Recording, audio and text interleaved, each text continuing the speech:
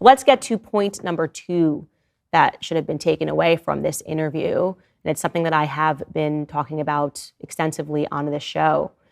And that is that the CIA controls politicians all throughout the West, and they intentionally start wars.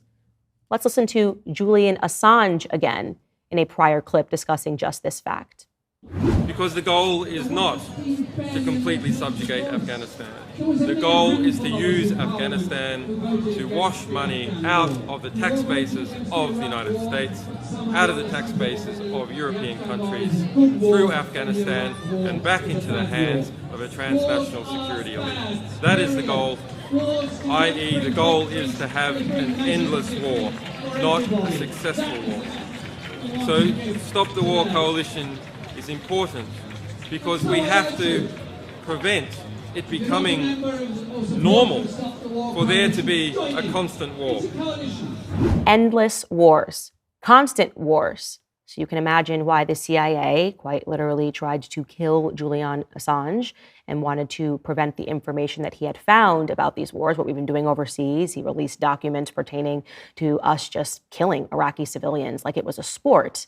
No. We're not supposed to know what goes on overseas. We're supposed to believe that we're always fighting for freedom. We're spreading democracy when we're shooting civilians in the Middle East. And we're spreading democracy when we are having military members guard the poppy fields, which we know obviously creates opium. And now we have an opioid crisis, but let's not get into that. What is the CIA up to?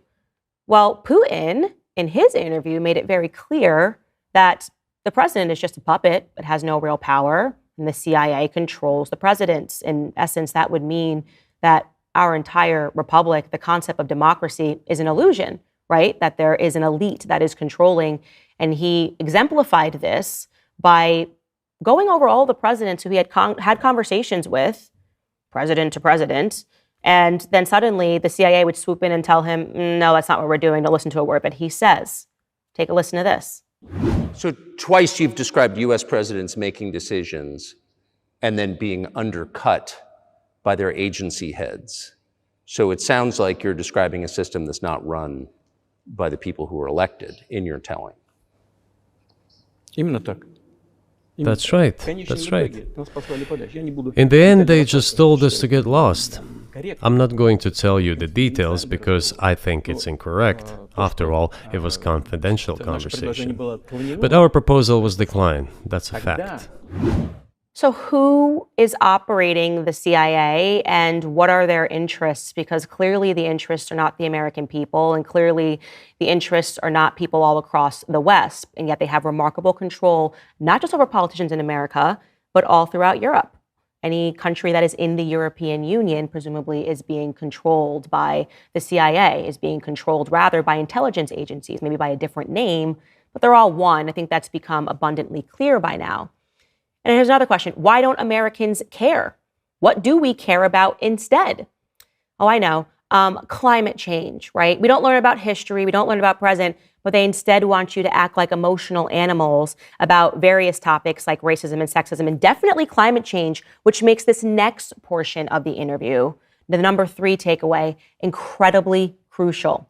In case you missed it, and you likely did because our media didn't want you to pay attention to it, but our CIA blew up a pipeline in the Baltic Sea. Now, what are we talking about now? In order for you to have energy, in order for you to turn on the lights, there are pipelines that are coming from Russia into Europe, right? So the CIA blew up one of these pipelines. So you know how we're talking about an energy crisis. Energy prices are so expensive. Okay, so wouldn't that have automatically been an act of war to blow up an energy pipeline? If there's national sovereignty, actually in Europe, if there's national sovereignty in Germany, and the CIA blows up a pipeline, wouldn't they declare war? Wouldn't they say, oh my gosh, how did you do this? Unless they knew that it was going to happen. And also, isn't Germany and the EU so obsessed with carbon and climate and environmental disasters as they tax you into oblivion?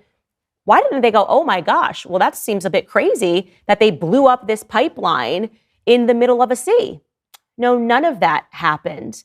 And it's interesting to hear this exchange between Putin and Tucker discussing this pipeline, the Nord Stream pipeline being blown up. Take a listen. Who blew up Nord Stream?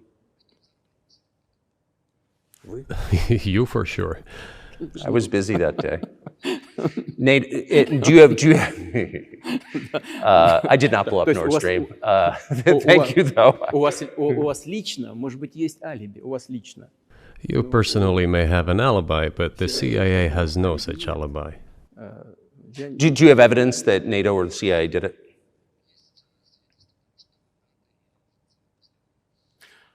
Вы знаете, You know, I won't get into details, but people always say in such cases, look for someone who is interested.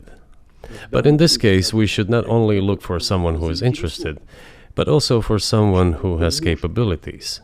Because there may be many people interested, but not all of them are capable of sinking to the bottom of the Baltic Sea and carrying out this explosion. These two components should be connected: who is interested and who is capable of doing it.